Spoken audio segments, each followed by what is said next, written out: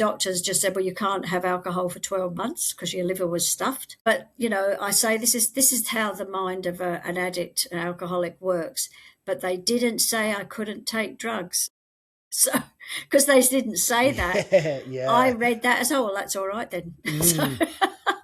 And so I did. Yeah, the insanity of it all. Yes, absolutely. Yeah. Totally insane. And in Southeast Asia, my very limited understanding of it is the further north that you get, there's sort of the Thailand marijuana and the Buddha sticks. And then, Yes. You were heading up towards Afghanistan and the opium fields up there. That's right. Yeah. Was your drug usage following this path with heavier drugs and harder drugs? It was. I started doing heroin in Thailand, but I never actually ever used a needle because in my head, I had a doctor say that you're an addict. And I said, well, I'm not using a needle. So no, I'm not an addict. I mean, absolute, how blind was I?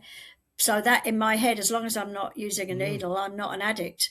But I was smoking heroin a lot and cocaine and everything else but using a needle.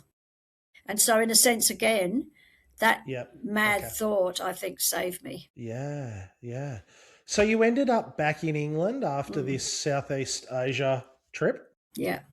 And what sort of state were you in then? Well, as I say, I was 6 stone, like that's 49 kilos or something, very sick. It took me a year to recover from that. And I was at home. I didn't take any drugs or anything. So that 1 year when I actually didn't have anything, I was very unhappy. I didn't want to be at home. They didn't want me there. I had nowhere else to go.